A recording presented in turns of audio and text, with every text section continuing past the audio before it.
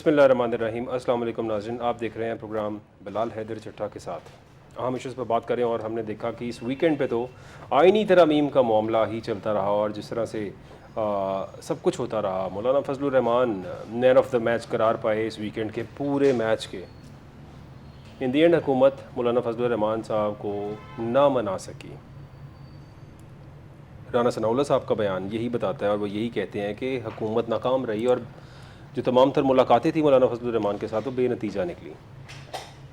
बड़ी कोशिशें करते रहे और 11:45 पे शुरू होने वाला जो इजलास था इतवार के रोज़, हुकूमत को बहुत जल्दी थी इस इजलास को बुलाने की और ये तरमीम करने की। इन तरमीम में आखिर ऐसा क्या था कि बग़ैर किसी को पढ़ने का मौका दिए, हालांकि कोई भी तरमीम हो तमाम तर पार्लियामेंटेरियंस का राइट है कि उसकी कॉपी उनके सामने जाए, वो उसको स्टडी करें, उसको पूरा गो थ्रू करें, उसके ऊपर बैठ के उसको एनालाइज़ करें कि इसमें क्या ठीक और क्या गलत हो रहा है और उसके बाद वो चाहें तो उसके हक़ में वोट करें या उसके अगेंस्ट वोट करें। लेकिन ये तरामीम जो थी और हमारे मुल्क के अंदर जो तरामीम होती हैं जो कि इंतहाई नाजायज़ है, बग़ैर किसी को पढ़ाए बग़ैर किसी को बताए तरामीम हो जाती हैं, बस अपनी ताकत से और अपने तमाम तर रिसोर्सेज यूज़ करके हुकूमतें तरामीम कर लेती हैं आइन के अंदर। और यही कुछ होने जा रहा था इतवार को, जो कि कामयाब ना हो सका। नाकामी का सामना करना पड़ा हुकूमती और तमाम तर इत्तेहादियों को और पूरी हुकूमत को। सब लोगों ने कोशिशें की हैं। बिलावल भुट्टो ज़रदारी साहब इस वक्त भी मौलाना फजलुर रहमान साहब के साथ मुलाकात कर रहे हैं और मौजूद हैं उनके पास, और अभी भी कोशिश जारी है किसी भी तरह से इन तरामीम के ऊपर मौलाना फजलुर रहमान को अपनी साइड पे कर लिया जाए। मौलाना फजलुर रहमान साहब की हिस्ट्री है हमेशा ऐसे मौक़ों पर आकर चीज़ें एक्सेप्ट करते रहे हैं। उनकी डिमांडें पूरी होती रहीं तो चीज़ें एक्सेप्ट करते रहे। अब तो अपनी डिमांड से बढ़कर भी बहुत सी चीज़ें ऑफ़र कर दी गई। इसके बावजूद मौलाना फजलुर रहमान साहब इस बार क्यों नहीं मान पा रहे। कल भी मौलाना असद की बात की जाए जो उनके बेटे हैं, उन्होंने कहा कि 1 महीना हमें चाहिए एटलीस्ट ये तरमीम देखने और सोचने के लिए और इसका फ़ैसला करने के लिए कि हम इसके हक़ में जाएंगे या नहीं जाएंगे। वज़ीर आज़म शहबाज शरीफ साहब आज अमेरिका के दौरे पर रवाना हो चुके हैं और उनके जाने की वजह से अब कहा गया है कि जो सेशन था इसको थोड़ा सा डिले कर दिया गया है जब तक वो वापस नहीं आते हैं। एक्चुअल सिचुएशन क्या है, किस वजह से ये लड़ाई हो रही है। यहाँ पे कहा जा रहा था कि चीफ़ जस्टिस साहब जो है इनकी जो एक्सटेंशन होगी उनकी उम्र की हद बढ़ा दी जाएगी। यानी उम्र की हद बढ़ाने की बात से आगाज़ होता है ये आइनी तरमीम का, लेकिन इसके अंदर बहुत से ऐसे राज दफन थे जो शायद एक्सप्लोर होंगे, उन पर बात करेंगे। इसमें सबसे बड़ी बात ये थी कि हुकूमत चाहती है कि जिस तरह आर्मी चीफ़ को लगाने का इख्तियार हुकूमत के पास है और वज़ीर आज़म के पास होता है, ऐसे ही इख्तियार चीफ़ जस्टिस को लगाने का भी हुकूमत के पास आ जाए, बल्कि तमाम तर 5 जो सीनियर जजेस हैं उन सब को लगाने का इख्तियार हुकूमत के पास आ जाए। यानी कि जुडिशरी के अंदर हमारे मुल्क के अंदर एक डिपार्टमेंट जो ठीक चल रहा था जिसमें सीनियरिटी बेस के ऊपर चीफ जस्टिस ऑटोमेटिकली बन जाता था, किसी को उसमें जहमत करने की, सिफारिश करने की, 2 नंबरी या 4 नंबरी करने का मौका नहीं मिलता था, वो ज़रूरत नहीं पड़ती थी। तो हमारे इस ऐवान में बैठे हुए तमाम तर लोगों ने डिसाइड किया कि ये जो एक गैप रह गया है जहाँ पे हमारा कंट्रोल नहीं लग पा रहा, हम अपनी मर्जी का बंदा नहीं लगाते जो हमारी ताबेदारी करे, इसको भी किसी तरह सेटल किया जाए। सो इन तरमीम के अंदर सबसे बड़ा पॉइंट ये था कि हुकूमत चाहती है कि चीफ जस्टिस की तकर्रुरी हुकूमत किया करे, पार्लियामान डिसाइड करे। तमाम तर जजेस जो लगेंगे सुप्रीम कोर्ट में वो डिसाइड करेगी पार्लियामानी कमेटी, साथ बैठेगी और बैठ के मुशावरत करेंगे, लेकिन उनकी इजाज़त के बगैर नहीं लगेगा। चीफ जस्टिस वज़ीर आज़म साहब खुद लगाएंगे और फिर वही होगा, लिस्ट आ गई और सिफारिशें आ गई और जिसने कहा मैं सबसे ज़्यादा ताबेदार उसको चीफ जस्टिस बना दिया जाए। ये हुकूमत ये चाह रही है इन तरामीम के तहत, जिस तरह से हमेशा ये बाकी तमाम तर डिपार्टमेंट्स में करते आ रहे हैं। एक इदारा ये आपकी जुडिशरी रह गई थी, उसको भी उसके अंदर भी अपनी तमाम तर ताकत का पूरा इस्तेमाल करने और अपना असर रसूख इस्तेमाल करने और मेरिट को किल करने के लिए एक्चुअली ये तरमीम का मकसद जो था, जो अभी तक पूरा नहीं हुआ, लेकिन हुकूमत की कोशिशें जारी हैं और ऑप्टिमिस्टिक हो के वो ये कह रहे हैं कि मौलाना को भी मना लेंगे, रिमेनिंग जो 2 वोट रह जाएंगे वो भी हासिल कर लेंगे हम। उनके पास सब कुछ चीज़ें अलाइंड हैं, लेकिन कल का दिन जो था ये सब कुछ नहीं हो सका। इस पे बात करेंगे। स्टूडियोज़ मुझे ज्वाइन कर रहे हैं Hussain Ahmed Shirazi sahab, thank you for being here sir.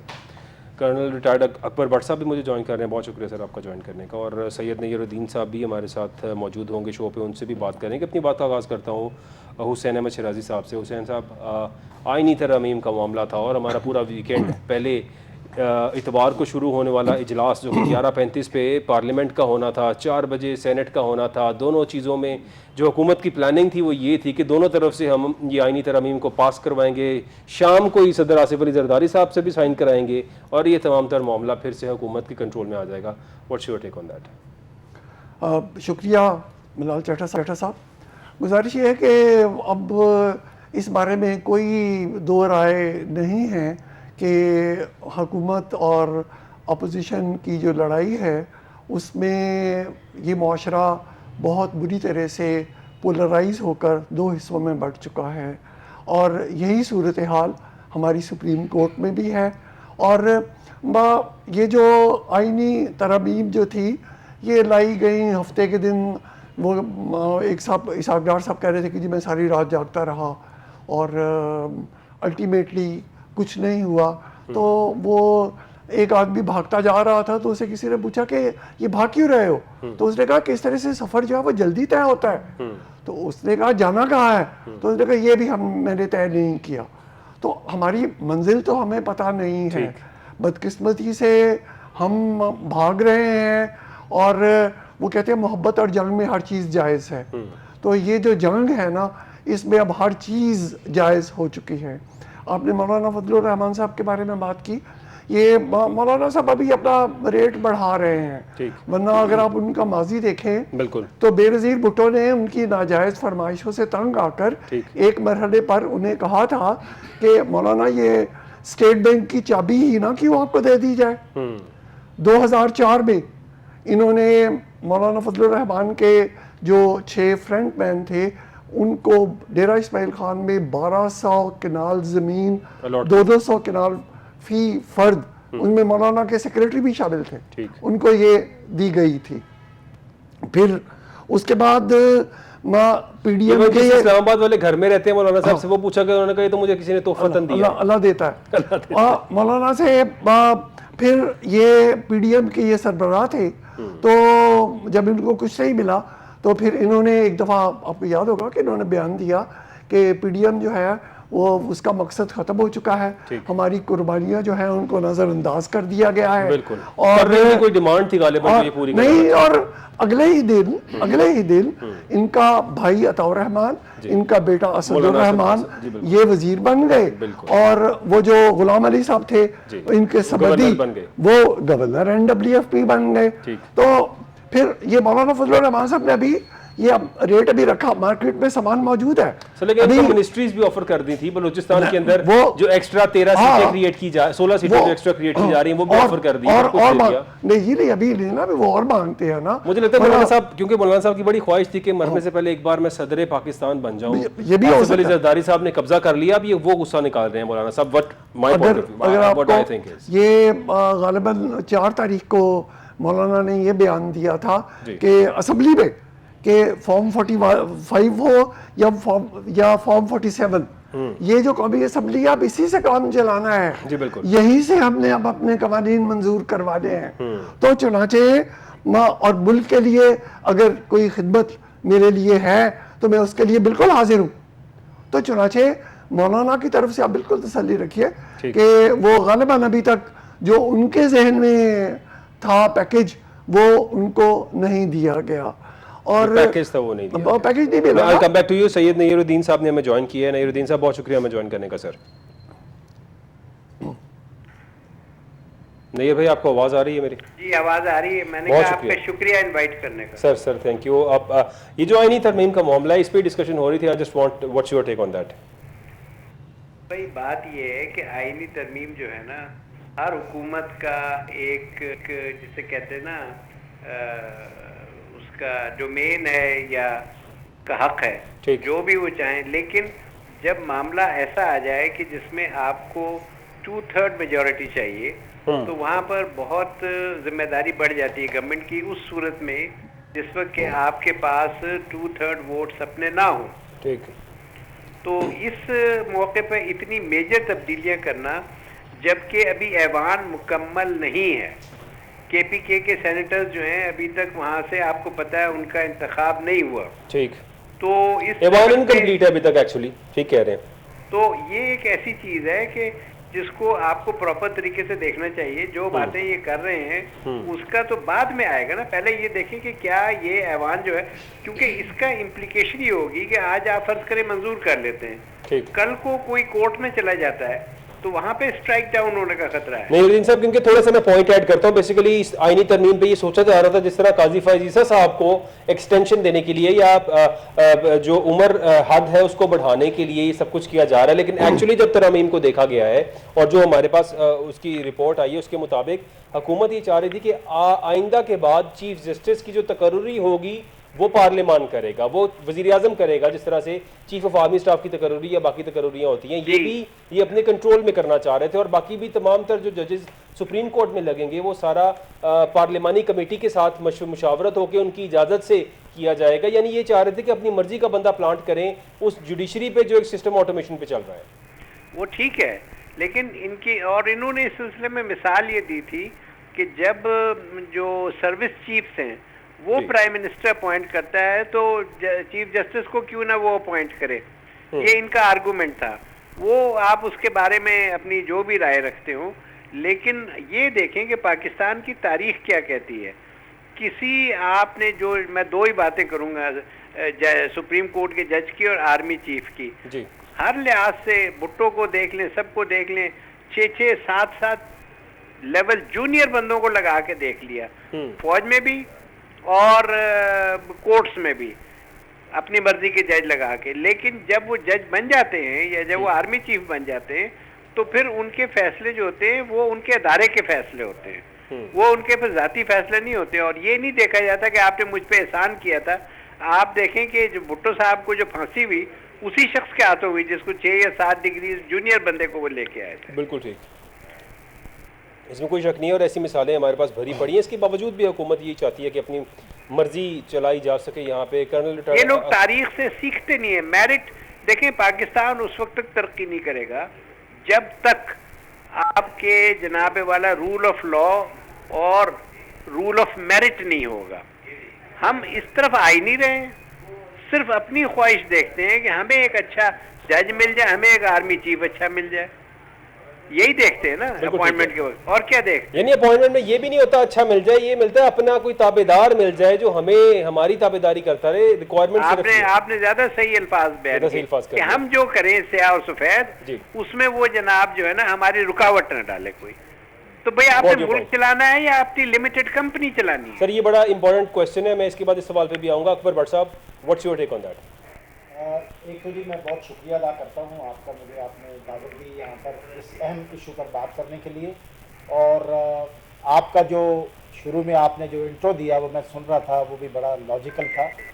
असल में बात यह है कि अगर तो मकसद हो जुडिशरी में इस्लाहात लाने का, फिर तो यूनानिमसली जो है वो हर पाकिस्तान का जो फ़र्द है, जो बहन और भाई हैं, जो नौजवान हैं, वो एक्सेप्ट करेंगे कि जुडिशरी में इस्लाहात होनी चाहिए। जुडिशरी में इस्लाहात, फ्रैंकली स्पीकिंग, मैं अक्सर वो बात करता हूँ सर बहुत ज़रूरी है। यहाँ पे केसेस आज 55,000 केसेस हो गए सुप्रीम कोर्ट के अंदर और ये नंबर बढ़ता ही जा रहा है, तो फिर ज़ाहिर है इस्लाहात की ज़रूरत जी बिल्कुल, इस्लाहात बहुत ज़रूरी हैं। जहाँ तक पेंडेंसी की बात है, एक्चुअल इशू से हट के दूसरे इशूज़ पे ज़्यादा टाइम दिया जाता है, तो ये तो बड़ा ज़रूरी है, ये इस्लाहात में लाना बहुत ज़रूरी है। 1 सेकेंडली जो जजेस की तकर्री है वो भी बड़ा लाजमी है कि उसमें भी सोचा जाए, इस्लाहात लाई जाए। फॉर एग्जाम्पल मैंने जैसे अर्ज़ किया कि मैं अक्सर वो बात करता हूँ या वो सोचता हूँ जो कि आम आदमी सोचता है। आप देखें सिविल जजेस जो होते हैं, जो जजेस की नर्सरी होती है, जिस तरह दूसरे इदारों में सबसे पहले जो है एक जूनियर रैंक होता है, फिर वो करते करते सीनियर रैंक बन जाते हैं, जैसे अच्छा इसी तरह जुडिशरी में हम देखते हैं, जो मैं सोचता हूँ कि सिविल जजेस जो हैं वो सेशन कोर्ट सेशन जजेस और एडिशनल सेशन जजेस और सेशन जजेस बनते हैं, लेकिन जो हाई कोर्ट के जजेस होते हैं और फिर जब वो एलिवेट होकर सुप्रीम कोर्ट में बनते हैं तो ये डायरेक्ट वकला होते हैं। अच्छा, अभी वकला की हम अक्सर मीडिया में भी हम देखते हैं कि एक जो हाई कोर्ट के जज या सुप्रीम कोर्ट के जज बने होते हैं, वो एक वक्त ऐसा होता है कि वो टीवी के एंकर होते हैं। अच्छा, वो किसी ना किसी उनका कोई बायस होता है, तो वो फिर बाद में उनके जो फैसले होते हैं तो लोगों को क्रिटिसिज्म का मौका मिलता है। तो मेरी अपनी राय में मैं ये समझता हूं कि असल इस्लाहात जो हैं वो इसमें आनी चाहिए कि जजेस का जो उनका जॉब में आने से पहले का कोई ऐसा लगाव है या कोई ऐसी अटैचमेंट है, वो नहीं होनी चाहिए। सिस्टम को यानी सिविल जजेस को एलिवेट करके सुप्रीम कोर्ट तक जाना चाहिए। ये एक मेरी अपनी। दूसरी बात ये है, देखें इस वक्त जो पॉलिटिकल सिचुएशन है मुल्क की वो कोई सेटिस्फैक्टरी नहीं है। पाकिस्तान की ये एक हकीकत है, ये एक रियलिटी है। मैं हमेशा, it is bad to give your own example, लेकिन फिर भी जो हकीकत है वो कहते हैं ना, खुशबू आ नहीं सकती कागज़ के फूलों से, सच्चाई छुप नहीं सकती बनावट के असूलों से। जो आप बात सच्ची करते हैं अवाम उसको बाय करते हैं, अवाम में पल्स एक जनरेट होती है। अभी ये सिचुएशन नहीं है कि आप अमेंडमेंट करें, जुडिशरी में इस्लाहात, ये इस्लाहात नहीं है। ये तो एक अनपढ़ और मेरी तरह जाहिल आदमी जो है वो भी ये सोचता है कि यार ये तो जो हुकूमत है ये अपने आप को मजबूत करने के लिए इस्लाहात ला रही। क्या इस्लाहात ला रही है? फॉर एग्जाम्पल ये समझ देखें, ये जमहूरियत है, जमहूरियत में राय जो है ना, राय की आज़ादी होनी चाहिए। Yes, you should not break the law, आप कोई तोड़ फोड़ ना करें, लेकिन जुबान से जो आप बोलते हैं, जमहूरियत में इसकी आज़ादी होती है। मीडिया आज़ाद है अल्हम्दुलिल्लाह। आप और मैं बैठ के यहाँ पे अगर इसके ऊपर खुल खिला के बातचीत करें तो इट मीन्स कि मीडिया आज़ाद है अल्हम्दुलिल्लाह। यस, जब आप एंटी स्टेट बात करेंगे तो एक हद होती है, हर एक की आज़ादी की हद क्रॉस नहीं करनी चाहिए। पाकिस्तान और पाकिस्तान की जोग्राफियाई जो हदूद हैं वो सबसे पहले हैं, बाकी सब चीज़ बाद में है। तो जजेस की जो उम्र है वो आप बढ़ा रहे हैं। उसके बाद जजेस की, ये जो आपने अपने इंट्रो में बड़ा अच्छी बात की कि जजेस को आप कह रहे हैं कि जी सुप्रीम कोर्ट का चीफ जस्टिस जो है वो वजीर आजम, उनके वो पैनल आएगा, उसको वजीर आजम या पार्लिमानी कमेटी, यानी कि वही 5 लोगों का नाम आएगा सर, 5 लोगों का नाम आएगा, उसमें से पिक एंड चूज करेंगे। जी, पिक एंड चूज करेंगे, यानी कान को इधर से पकड़े, कान को उधर से पकड़े। तो सर जी ये मुनासिब नहीं है, कौम इसको बिल्कुल एक्सेप्ट नहीं कर रही। मौलाना साहब की बात अभी इधर हुई, मेरी राय में वो कहते हैं देर आए दुरुस्त आए। मैं ये समझता हूं मौजूदा सिचुएशन में मौलाना फजलुर रहमान साहब को बहुत बड़ा क्रेडिट जाता है कि उन्होंने स्टैंड लिया है। आज वो मान जाते, कल ये पास हो जाना था, अल्लाह खैर सल्ला। अभी जो अगर कल मान गए तो क्या होगा? अगर कल मान गए तो ये उनकी, देखिए जी आज तक तो सिचुएशन ये है जी, पॉलिटिक्स में आप कुछ कह नहीं सकते। मौलाना फजलुर रहमान साहब की बात कर रहे हैं। जी जी, और वो कहा जाता है कि वो ऐसे प्लेयर हैं कि दोनों साइडें परेशान है कि ना जाने क्या करें। सर अर्ज ये है, आपकी बात बिल्कुल ठीक है, लेकिन as of today, as of now उन्होंने स्टांस लिया है। ये मेरी जाती राय है, ठीक है, आप मेरी राय से खिलाफ कर सकते हैं। नहीं सर, ऐसा स्टैंस उन्होंने हिस्ट्री में कभी नहीं लिया जैसा आप ले लिया है। इतना कुछ ऑफर होने के बाद तो मौलाना साहब हमेशा, when he saw the fruit of baskets, हमेशा उन्होंने कहा इट्स ओके। अच्छा सर, तो 2 टोकरियां मिल गई फिर भी नहीं मान। मैं सर आपकी इजाजत से एक और अर्ज करूंगा। देखें, एक तो ये गलत है, नहीं होना, बिल्कुल नहीं होना चाहिए। पाकिस्तान की अवाम इसको एक्सेप्ट नहीं करेगी। सिर्फ एक मरात याफ्ता तबका, जरूर खुशामदी तबका इसको वो करेगा। मैं समझता हूं, देखिए इंसान दुनिया से चला जाता है, हिस्ट्री लिखी जाती है। पाकिस्तान की तारीख में, दुनिया की तारीख में हुक्मरान आए जिन्होंने जोर जबरदस्ती हुकूमत की, आज उनका नाम लेने वाला कोई नहीं है। और जिन्होंने अपनी जात की नफी की, वो जिंदा हैं। पाकिस्तान में अनफॉर्चुनेटली जो हुक्मरान रहे हैं, मेरा ये तज्जिया है कि उन्होंने ज्यादातर अबाउट 98% उन्होंने अपनी जात को आगे रखा है, सिस्टम को और मुल्क की मफाद को पीछे रखा है कि मैं इक्तदार में कैसे आऊं और फिर इक्तदार में ज्यादा देर में कैसे लगाऊं। ये फर्जी शान शौकत होती है, इसको खत्म होते हुए पता नहीं चलता। आप देखें, इदारों की तारीख देख लें, एक्सटेंशन में जिन इदारों के सरबराह को एक्सटेंशन मिलती है, नाजायज फेवर जिन्हें मिली जी जी, उस दौर में उनकी कमजोरियां सामने आई हैं। पब्लिक के अंदर उनकी जो एक स्टैंडिंग थी वो कमजोर हुई है। अभी एक और बात है कि जी आईनी अदालत 5 रुकनी या 7 रुकनी एक कॉन्स्टिट्यूशनल अदालत बन रही है। और भाई अगर तो दुनिया में ऐसी कोई मिसालें हैं, एक मैं मिसाल दे रहा हूं, अगर दुनिया में ऐसी कोई मिसालें हैं तो बहुत अच्छी बात है कि आईनी तमाम मुकदमात उधर दे दें। अच्छा, फिर वो जो जजेस हैं, अगर वो रिटायर्ड जजेस होंगे, उनकी सिलेक्शन इस तरीके से होगी जैसे अभी बात हो रही है कि सुप्रीम कोर्ट का जो चीफ जस्टिस है या दूसरे जजेस, उनको अगर तो उनका इस तरीके से सिलेक्शन होगी और इसका वो होगा, फिर अवाम इसको नहीं पसंद। जोर जबरदस्ती से आप टाइम तो पास कर सकते हैं, थोड़ा बहुत टाइम गुजार सकते हैं, लेकिन दिलों में आप नहीं रह सकते। और उसको ना वो कहते हैं एवर लास्टिंग, वो रूल्स, वो रेगुलेशंस, वो रवैयात, वो कानून नहीं रहते, और आप पब्लिक के अंदर आपकी जो स्टैंडिंग है वो जीरो होती जाती है। पब्लिक में स्टैंडिंग जीरो हो जाती है या हो चुकी है? हुसैन अहमद शिराजी साहब, क्या कहेंगे आप इस पे? हाँ, गुजारिश ये है जी कि पिछले कोई 20 साल की वकालत, 34 साल की सरकारी नौकरी, अब 54 साल से बड़े करीब से इस पाकिस्तान को देख रहे हैं।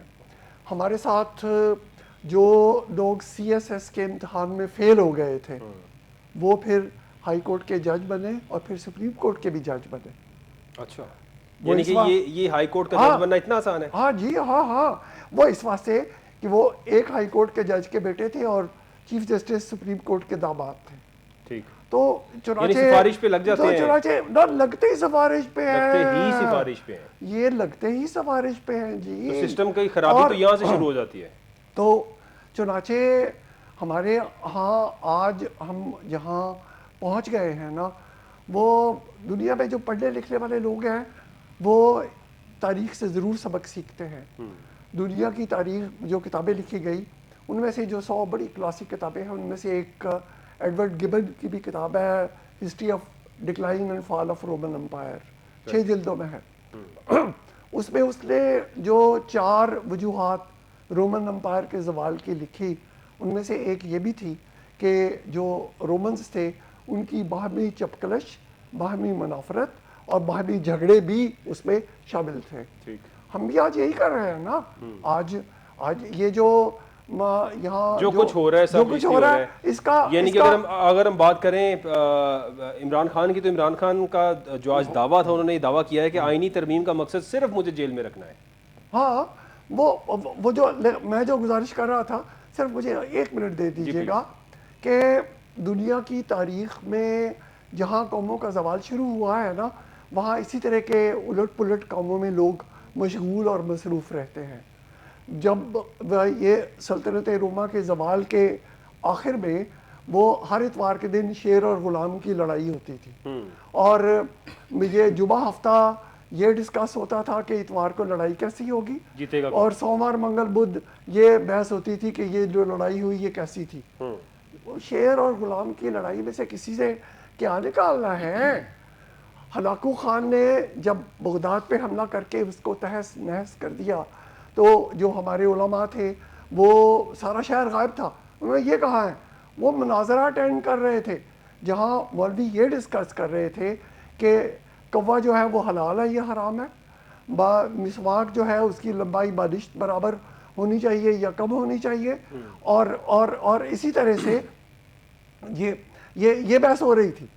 जब हलाकू खान की मुसलमानों ने जब कुस्तुनतुनिया फतह किया सुल्तान मोहम्मद बिन फातेह ने 1452 में, तो वो फिर सारे शहर खाली था। वो ईसाई आपस में बहस कर रहे थे, मुनाजरा पादरियों की बहस हो रही थी कि यीशु मसीह ने मसलूब होने से पहले खमीरी रोटी खाई थी या पतीली रोटी खाई थी। ठीक, तो ये दुनिया की तारीख यानी में कि ये जो आईनी तरमीम है मुझे इससे मिलती जुलती लग रही है सर, जो इतवार को इतनी उजरत नहीं होना चाह रहा था। और आगे भी कि जब नेपोलियन ने मिस्र पे हमला किया तो उन्होंने कहा जी कि आप बुखारी शरीफ का दर्स करें ताकि ये हमला जो है ये नाकाम हो। ठीक, रूसियों ने बुखारा पे हमला किया, उन्होंने कहा जी बुखारी शरीफ का आप कोर्स करें तो तब हम कामयाब होंगे। और ये मसला भी रुका नहीं है। ये 1971 में वो रुईदाद खान ने अपनी किताब में लिखा है कि उसे बुलाया गया, तो वहाँ जो बड़े लोग थे वो ये बहस कर रहे थे कि जो इंस्ट्रूमेंट ऑफ सरेंडर है उस पर मगरबी पाकिस्तान का स्टैंडर्ड टाइम लिखा जाएगा या मशरकी पाकिस्तान का स्टैंडर्ड टाइम लिखा जाएगा। और ये बहस जारी ही थी, तो रुईदाद खान कहते कि मैं खामोशी से उठ के वहाँ से आ गया। तो चुनाचे जहाँ हमारी ये जो आज ज़बू हाली है, इसको समझने के लिए कोई रॉकेट साइंस की ज़रूरत नहीं है। हमने 26.2 बिलियन डॉलर इस साल में देने हैं। वो 26.2 बिलियन डॉलर वो कहाँ से आएंगे? आज अमेरिका गए हैं, क्या लेने गए हैं? हम जी वो हम कर्जे मांग रहे हैं ना, कर्जे मांग रहे हैं, अपने तमाम इदारों को बेच रहे हैं, गिरवी रखवा रहे हैं, कुछ भी कर रहे हैं। 26.2 बिलियन डॉलर और ये कर्जा मांग रहे हैं ताकि हम कर्जा वापस करें। रंजीत सिंह के दौर का तारीखी किस्सा है। उन्होंने कहा जी फलां जगह पे बड़ा अंधेर पड़ गया, क्या करें? तो उसने कहा इसमें थोड़ा सा अंधेर और ज्यादा कर दो। वो एक फराज का शेर भी है, ये भी तो एक अंदाजे इलाजे गमे जा है, ए चारा गरो दर्द बढ़ा क्यों नहीं देते। ये होम्योपैथिक वैसे तरीका इलाज भी यही है। तो चुनाचे हमारे जो आज हम जहाँ हैं, ये बड़ा डिफाइनिंग मोमेंट है इस माशरे के लिए कि हम अकल के नाखुन लें। हम अमेरिका वाले हमसे, उन्होंने ये 2 दफ़ा हमें जूते मारे हैं अमेरिकनों ने।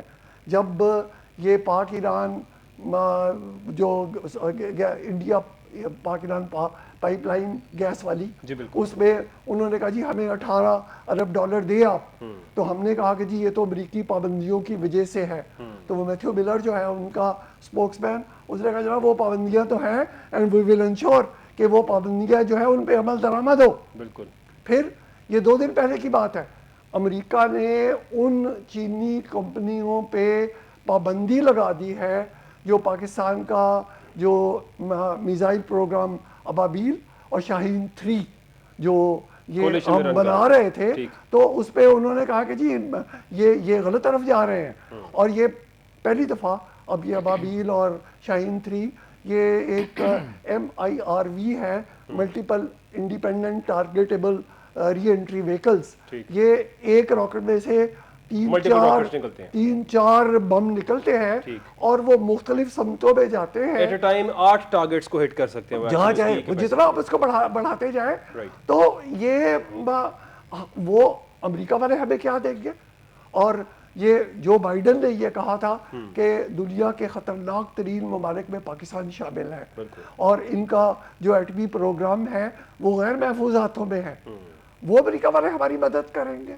और जो चीन वाले हैं उनका भी दुनिया में कोई किसी का सगा नहीं है। ठीक है। मैंने आज 2012 से 2023 तक के जो चीन के साथ हमारे इंपोर्ट एक्सपोर्ट के फिगर्स थे वो मैंने अपने दफ्तर से निकलवाए, तो हमने 198 बिलियन डॉलर का सामान चीन से लिया है और चीन को 26.5 बिलियन डॉलर का सामान उनको हमने भिजवाया है। यानी चीनी इन 11-12 सालों में 172 अरब डॉलर का नेट हमसे ले गए हैं या हमने उनके देने हैं। ठीक। तो ये कौन सी मोहब्बत है, ये कौन सी मोहब्बत है। बिल्कुल ठीक कह रहे हैं सैयद नय्यरुद्दीन साहब। ये जो बात हो रही थी, और ज़ाहिर है पाकिस्तान ने अब इस टाइम पे 26.2 बिलियन डॉलर भी अदा करने हैं। इस पॉइंट पे भी मैं आऊँगा, ये पूरा एट द लास्ट सेशन जो हमारा शो होगा उस पर हम बात करेंगे पाकिस्तान की इकोनॉमिक सूरत हाल के ऊपर। लेकिन फ़िलहाल ये जो मुजव्वज़ा आइनी तरमीम थी और जो हुकूमत की कोशिश थी, और अभी तक ये कोशिश जारी है, ये दफन नहीं हुई है हमारे मुल्क से। वो जो बेगर्स कांट बी चूज़र, वो बेगर साहब जो है वो आज अमेरिका पहुँच गए हैं। किस नीयत से पहुँचे हैं वहाँ पे, क्या करेंगे अमेरिका जाके। जब एक जहनी बेगर का होगा तो क्या मांगने के अलावा तो वहाँ पे कुछ कर नहीं सकते। क्या कहेंगे आप इस पर नय्यरुद्दीन साहब। आपका सवाल क्या है? कि सर आइनी तरमीम जो है हुकूमत अभी भी चाह रही है करना, आपको लगता है कामयाब हो पाएंगे इसमें? देखिए, इसके बारे में जो आज तबसरा किया है ना फैसल वाहुडा ने, सर वो तो बड़े गुस्से में थे, उन्होंने बड़ी बातें कर दी हैं। वो तबसरा जी ना अहल हुकूमत उन्होंने कहा है। हुकूमत तो लफ्ज नहीं कहा, नून लेकिन लीग वालों को स्पेसिफिकली कहा है उन्होंने हाँ, सर। तो नालायक ना अहल, तो इस तरह की बातें की हैं। उनका मतलब ये था कि इनसे कोई काम ढंग से नहीं हो पाता। ठीक। अब वो ढंग से हो कैसे? ये एक जो गवर्नमेंट है ये कॉन्ग्लोमरेट है मुख्तलिफ किस्म के लोगों का। ऐसे ही है। इस गवर्नमेंट को तो ये नहीं पता कि जो डिप्टी प्राइम मिनिस्टर लगाया है वो आइन में है या नहीं है। जब एक चीज आइन में नहीं है तो डिप्टी प्राइम मिनिस्टर कहाँ से लगा दिया? पहले उसको तो ठीक कर लें, फिर आईनी तरमीम लाएं। ये आईनी तरमीम ले भी आएंगे ना तो भी आइन पे अमल नहीं करेंगे और अपने मुताबिक चलेंगे कि जी हमारे मुताबिक तो ये चीज है। मैंने आपसे शुरू में अर्ज किया था कि चाहे आइन का मसला हो या इकोनॉमी का हो या एडमिनिस्ट्रेशन का हो, rule of law and law of merit, इसके बगैर कोई दुनिया की मतलब ताकत समझ लें या मुल्क समझ लें। सिंगापुर डेवलप हुआ है, या सिंगापुर क्या मुल्क था? मुश्किल से मेरे ख्याल में 30-40 मील का एक उसके बाद रकबा था जहाँ पर सिवाय डेंगू मच्छरों के और होता कुछ नहीं था। और वो लोग जब उनसे जान छुड़ाई है मलेशिया ने कि जी यार तो हम तुम्हें नहीं संभाल सकते, तुम जानो तुम्हारा काम जानो, तो उनके जो करता धरता थे वो रो रहे थे कि हम अब जाएंगे कहाँ।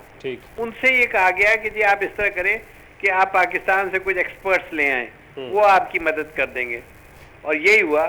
जो इसने किताब लिखी है ली कुआन यू ने, from third world to first world, उसमें उसने जिक्र किया इस चीज का कि पाकिस्तान के जो एक्सपर्ट्स आए उन्होंने हमें सिंगापुर बना के दिया। तो सर ये एक्सपर्ट्स पाकिस्तान में मौजूद थे, यहाँ पे इन्हें कोई बात करनी नहीं आती या इनका कोई कंट्रोल नहीं है, या क्या समझते हैं कि ये एक्सपर्ट्स पाकिस्तान में क्यों काम नहीं करते? आखिर पाकिस्तान इंटरनेशनल एयरलाइन जिसने एमिरेट्स बनाई, एमिरेट्स अब दुनिया की one of the top airline हो चुकी है और पाकिस्तान इंटरनेशनल एयरलाइन की कोई बोली नहीं लगा रहा, क्या वजह है इसकी सर? इसकी वजह मैं आपको बता देता हूँ, लेकिन आप ये देखें कि पाकिस्तान इंटरनेशनल ने सिर्फ एमिरेट्स की नहीं बनाई, सऊदी अरब की भी बनाई है, सिंगापुर की भी बनाई है, माल्टा की भी बनाई है, बहुत सारे काम किए हैं पाकिस्तानियों ने। यहाँ पर बात यह है कि पाकिस्तान पे जबरदस्त स्ट्रेंगल होल्ड है, पाकिस्तान का गला दबाया हुआ है पाकिस्तानी इलीट ने। इलीट कल्चर नहीं है, इलीट कैप्चर है पाकिस्तान में, और वो नहीं टूटेगा जब तक। मैंने अभी रिसेंटली एक आर्टिकल लिखा है, मेरे ख्याल है मैंने आपको भी भेजा था, कि how to develop Pakistani economics without exorbitant taxes and loans, बगैर कर्जों के। वो मैंने पूरा एक आर्टिकल लिखा है और एक अखबार में भी शाया हुआ है, और वैसे भी मैंने उसको वेबसाइट पे डाला है। तो उसमें मैंने 11 तजावीज़ दी हैं। ठीक। वो मेरा मतलब है कि आपके इख्तियार में है, आप चाहें तो ये सारे लोन्स वगैरह से सबसे आपकी जान छूट सकती है, लेकिन कोई ऐसी बात करने को तैयार ही नहीं होता।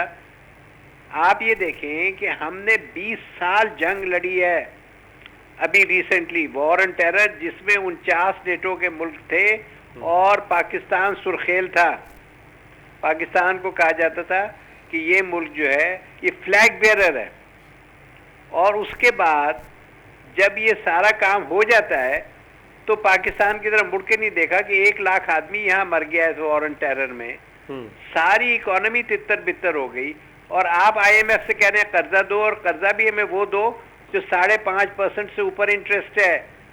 अच्छा, अब आपको मैं दूसरी तरफ आज एक खबर देता हूँ कि पहले तो ये बता दूं कि IMF के पास ये कंडीशन है कि वो गरीब मुल्कों को 0% पे लोन दे सकता है। ये उसने अपने मतलब बोर्ड ऑफ गवर्नर में फैसला किया हुआ, लेकिन पाकिस्तान को नहीं दे रहा। फिर उसके बाद आज खबर ये थी कि चाइना ने बांग्लादेश की तमाम इंपोर्ट्स को 0 रेटेड कर दिया है। भाई तमाम इंपोर्ट्स 0 रेटेड हो गई है तो क्या वजह है कि जी वो LDC में आता है। ठीक। LDC क्या है जी? लो डेवलप्ड कंट्रीज।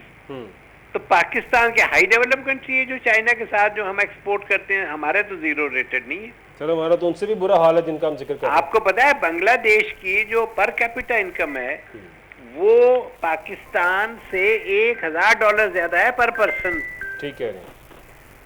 तो इस सारी गेम में आप ये देखें कि पाकिस्तान किस तरह से, मैंने आज प्राइम मिनिस्टर को लिखा है कि आप जो कॉमर्स एंड ट्रेड मिनिस्ट्री है, जो फॉरेन मिनिस्ट्री है, बराए मेहरबानी उन लोगों से पूछें कि तुम क्या कर रहे हो। बांग्लादेश ने कैसे ये करा लिया, $1000 पर पर्सन उनकी GDP रेट ज्यादा है जी, और हमारी कम है, और उनको जनाब 0 रेटेड मिल गया है। हमारी तो एक्सपोर्ट ही नहीं हो रही है।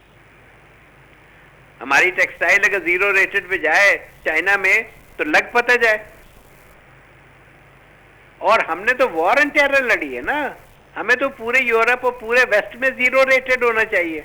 बिल्कुल ठीक, होना तो चाहिए सर, लेकिन ऐसा कुछ भी यहाँ पे नहीं हो रहा। और इस टाइम पे हुकूमत पूरी तरह जो है ना, हुकूमत का जोर यहाँ पे है कि मौलाना फजलुर रहमान साहब मान जाए किसी तरह।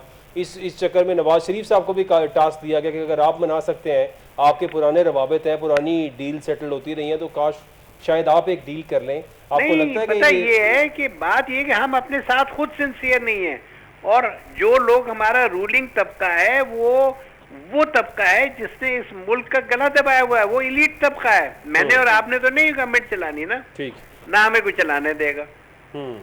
तो मैं जो बात अर्ज कर रहा हूँ कि ये जो खेल हो रहा है दिन और रात को वहां पे, ये क्या गरीब आवाम के लिए हो रहा है?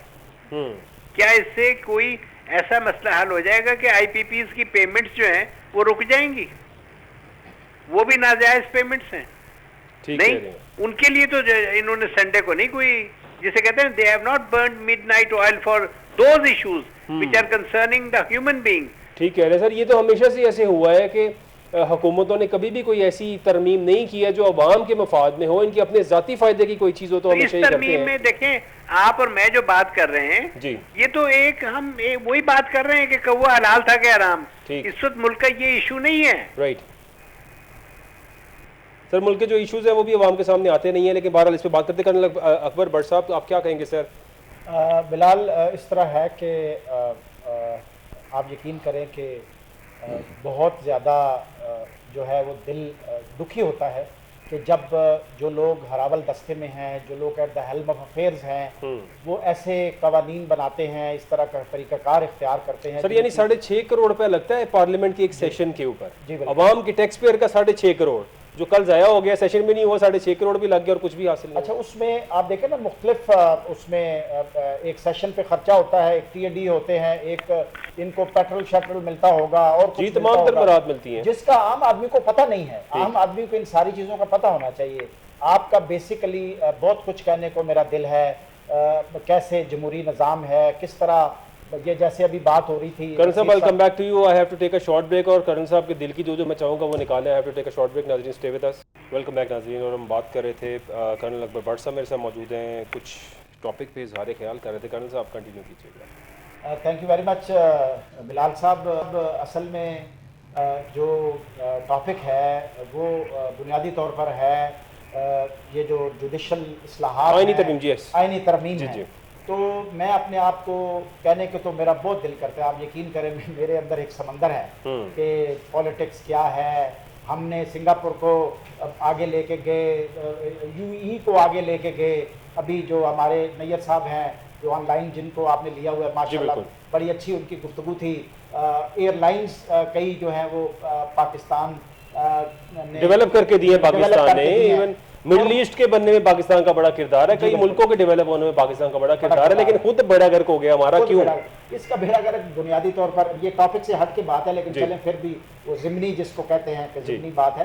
बेसिकली मुराद ये है कि जो मिडल हमारे असल जो हमारा जो एसेट है ना, जो ब्रेन है, वो पाकिस्तान की मिडिल क्लास है। अभी मौजूदा दौर में over the period of time जो हरावल दस्ते में लोग हैं ना, वो मिडिल क्लास के लोग नहीं हैं, वो अलीट लोग हैं। जैसे अभी उन्होंने फरमा रहे थे हमारे जो मोअज़्ज़ज़ मेहमान हैं ऑनलाइन, उन्होंने कहा कि इन्होंने गला घोंटा हुआ है रिसोर्सेज का, और उसका, और इसमें कोई डाउट नहीं है। पाकिस्तान का जो आम आदमी है या मिडिल क्लास लोग, उसकी ऑब्जर्वेशन है। तो इसका बुनियादी हल ये है, अल्हम्दुलिल्लाह देखें हम दुनिया में जितने भी इस्लामिक ममालिक हैं उनमें हम वाहिद जो पाकिस्तान है ये न्यूक्लियर पार है। इसमें सियासतदानों का हाथ है, न्यूक्लियर पार बनने में सियासतदानों का हाथ है।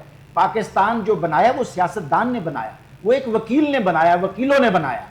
ये जो आगे जो डेवलपमेंट होती है ना, जो इदारे मजबूत होते हैं, वो इदारों में फिर एक SOPs होती हैं और इस तरह। तो अल्हम्दुलिल्लाह हम दिफाई तौर पे बहुत मजबूत हैं, सियासी तौर पे हमें मजबूत होने की ज़रूरत है। सियासतदान बेसिकली मुफाद परस्त है, इसमें कोई शक नहीं है। अगेन टॉपिक से हट के बात है, सियासतदान अपना मुफाद चाहता है, सियासतदान इक़्तिदार को तवालत चाहता है। देखें ये जो ना ये टोपी ड्रामा होता है कि जी मैं अपने लिए नहीं आया, मैं सारी शासन छोड़ के मुल्क के लिए आया हूँ। सर ये गुज़िश्ता पिछले 17 माह के अंदर वो एक मिनिस्टर साहिबा थी और ऐसी कोई खबर आई कि उनके घर से कोई 97 अरब रुपया निकला, फिर वो खबर दब गई और वो निकला है। लेकिन ये रियलिटीज़ है, इस मुल्क के अंदर अरबों रुपया लूटते हैं ये, और उसके बाद कहते हैं कि हम आवाम की खिदमत के लिए आए। हुसैन अहमद शराजी साहब लास्ट मिनट है सर, मैं आपकी तरफ आऊँगा, फिर इन दी एंड नज़ीरुद्दीन साहब की तरफ जाऊँगा।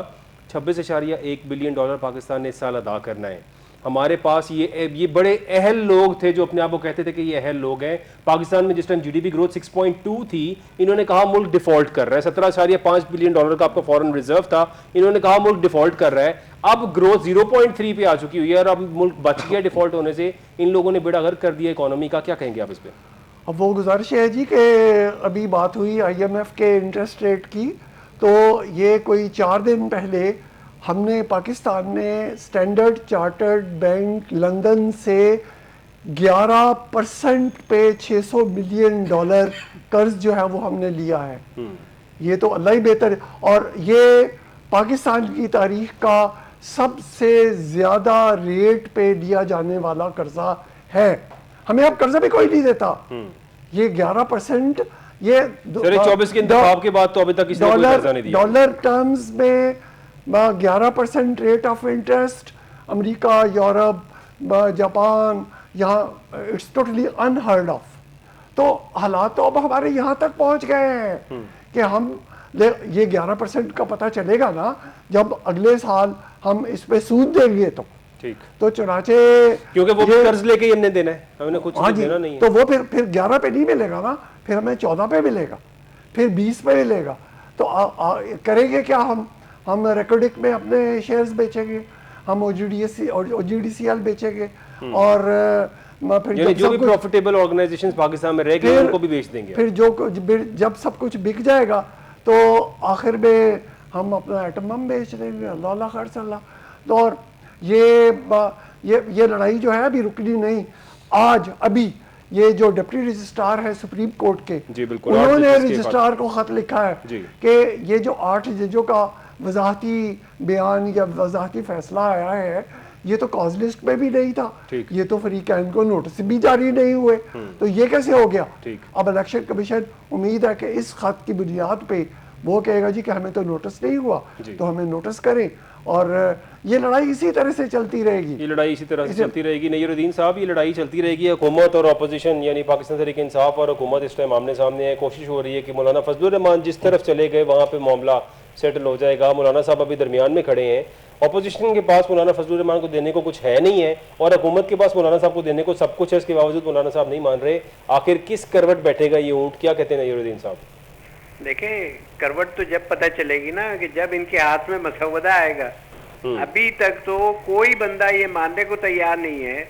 और आज पार्लियामेंट में खड़े होके, मेरा ख्याल है पीपल्स पार्टी के थे या PTI के, उन्होंने एड्रेस किया था लॉ मिनिस्टर को कि जी आपने तो खुद कहा मेरे पास मसौदा नहीं है। ठीक।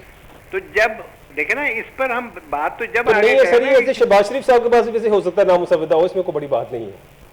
आप सही कह रहे हैं, जरूरत नहीं है उनके पास होने की। क्योंकि वो जिस तरह के वजीर आजम है जैसे एक्टिव है, हम देख रहे हैं कि वजारत उज़्मा कौन चला रहा है, उनको तो सिर्फ आने जाने के लिए आएगा रखा हुआ है यहाँ पे, और यही हालात जा रहे हैं। गवर्नर सिंध ने उनके बारे में क्या कहा था कि मेहनत बहुत कर रहे हैं, डिलीवरी नहीं है, रिजल्ट्स नहीं है।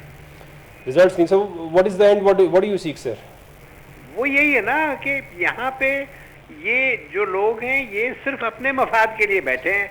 आजम नज़ीर तारड़ साहब की एक स्टेटमेंट आई है, मैं इस पर भी आपका सर एक पॉइंट चाहूँगा। उन्होंने कहा है कि जो मुल्क है इसकी यानी चीफ जस्टिस मुल्क की सिमत का तयन नहीं कर सकता, पार्लियामान तयन करेगा। ये अब चीफ जस्टिस को भी कंट्रोवर्शियल क्यों इतना बनाया जा रहा है सर नय्यरुद्दीन साहब? देखिए, चीफ जस्टिस को कोई समझता है ये मेरा है, कोई समझता है ये मेरा नहीं है, सिर्फ यही मार है और तो कोई बात नहीं है। अकबर भट्ट साहब क्या कहेंगे आप सर? जी बिल्कुल, आप आजम नज़ीर तारड़ साहब कह रहे हैं कि चीफ जस्टिस नहीं पार्लियामान जो है वो तयन करेगा मुल्क की सिमत का, यानी अब उसको इतना कंट्रोवर्शियल बना दिया गया है और मजीद बात भी कर रहे हैं। क्या कहेंगे सर? देखिए जी, बात यह है कि इट इज़ वेरी अनफॉर्चुनेट, ये बेसिकली वक्त की बात होती है जब देखते हैं कि एथिक्स तो है नहीं, मॉरल्स असूल तो पॉलिटिक्स में नहीं है। ये जो मौजूदा हुकूमत है इसमें कोई शक नहीं है कि ये किस तरह हुकूमत में आई है, ये पाकिस्तान की आवाम को पता है। ये ज़ोर ज़बरदस्ती से हुकूमत में आई है, ये एक ओपन सीक्रेट है। अभी ये जो जुडिशरी है, जो चीफ जस्टिस है, जो पहले चीफ जस्टिस थे जब ये PTI की हुकूमत गई थी तो उस वक्त यही चीफ जस्टिस थे बंदयाल साहब, वो बहुत अच्छा उन्होंने काम किया। यानी हमारी पॉलिटिक्स के अंदर हमारे सियासतदान अनफॉर्चुनेटली ये एक रियलिटी है कि जब कोई फैसला हक में आता है तो बहुत खुशी होती है, जब कोई हक में नहीं आता तो कहते हैं जी ये नाइंसाफी है। यानी हम जजेस को कंट्रोवर्शियल बना रहे हैं। और आप ये देखें कि चीफ जस्टिस यानी अदलिया के पास एक मॉरल अथॉरिटी होती है, उनके पास कोई फोर्स नहीं होती, उनके पास एक मॉरल अथॉरिटी होती है। और दुनिया में अदलिया जो होती है उसकी बात एक्सेप्ट यहाँ पे बयानबाजी ये होती है कि जी अगर आपने अदलिया का मान लिया ना फैसला तो ये समझें जी आपने एहसान किया। ये एक एथिक्स होने चाहिए कि आप अदलिया सुप्रीम है और अदलिया के जो चीफ जस्टिस हैं वो देखें, तारीख में जितने भी चीफ जस्टिस गुजरे हैं पाकिस्तान की अवाम जो है वो जो है उनकी नज़र में अगर कोई तारीखी और अच्छे और बासूल और कानून के मुताबिक कानूनदान या जजेस या चीफ जस्टिस रहे हैं तो लोग उनकी कदर करते हैं। जो अपॉर्चुनिस्ट थे, जैसे जुल्फ़िकार अली भुट्टो की बात हुई, ठीक है जी, कि उनका एक जुडिशल मर्डर था, अंडर प्रेशर उन्होंने ये फैसला किया, तो वो तो सारे दुनिया से चले गए जिन्होंने ये फैसला। एक और जस्टिस नसीम हसन शाह का इंटरव्यू मैंने खुद सुना था। आप देखें सुप्रीम कोर्ट के चीफ जस्टिस जो एक्स चीफ जस्टिस थे वो ये कह रहे हैं कि जी ये जो फैसला था उसमें ये एलिमेंट थे। सर जी देखें, वो कहते हैं, किसी ने कहा कि जी कब्रिस्तान उन लोगों से भरा हुआ है जो जिन्होंने वो फला एफर्ट नहीं की, किस वजह से कि हम मारे ना जाए, तो वो सारे मरे हुए हैं। ठीक कह रहे हैं, यानी बचना किसी ने नहीं, रहना किसी ने नहीं है, और असूल के ऊपर रहे, असूल के ऊपर, जात की नफी करें। पैसे से असल में पता क्या, इक्तदार, देखिए अगर तारीख, मैं इतना तारीखदान नहीं हूं, मेरे जो भाई बैठे हुए हैं मेरे दाएं तरफ और जो ऑनलाइन माशाल्लाह नैयत साहब हैं, बड़ी अच्छी उनकी गुफ्तगू है और बड़े तारीखी हवाले दे रहे हैं। देखिए ये जो इक्तदार होता है ना, ये इक्तदार तारीख अगर हम पढ़ें तो बाप ने बेटों को मारा, बेटों ने बाप को मारा, साजिशें की, भाइयों ने भाइयों के खिलाफ साजिशें की इक्तदार लेने के लिए। ये इक्तदार लेना जो है ना, ये शपशपा असल में ये इंसान को खराब करता है। और जब जब जब आपकी नीयत ये हो, जब आप कि मैंने इक्तदार लेना और इक्तदार के मजे लेने, अगर तो आप इक्तदार में सादगी में रहते हैं। देखिए हमारे खुलफाए राशिदीन खुलफा थे। सर बड़ी मिसालें दे रहे हैं आप इन लोगों के आगे, ये तो बस आते इक़्तिदार में सिर्फ अपनी जेबें भरने के लिए और अवाम का खून और अवाम का जो है वो तमाम तर चीज़ें निचोड़ने के लिए। बहुत शुक्रिया मेरे गेस्ट, प्रोग्राम का वक्त खत्म हो गया, हम सॉरी कर्नल साहब। नाज़रीन आप सबका देखने का बहुत शुक्रिया, मेरे गेस्ट का बहुत शुक्रिया। हुकूमत की अब हर तरह से कोशिश है किसी भी तरह से इस आइनी तरमीम को जो है वो कर लिया जाए, और इसके लिए तमाम तर सर तोड़ कोशिशें जारी हैं। बिलावल इस्तेमाल हो या नवाज शरीफ इस्तेमाल हो, कुछ भी इस्तेमाल किया जाए और मौलाना को मना के किसी भी तरह टैकल किया जाए। लेट्स सी क्या होगा आगे। अपना ख्याल रखिएगा। अल्लाह हाफ़िज़।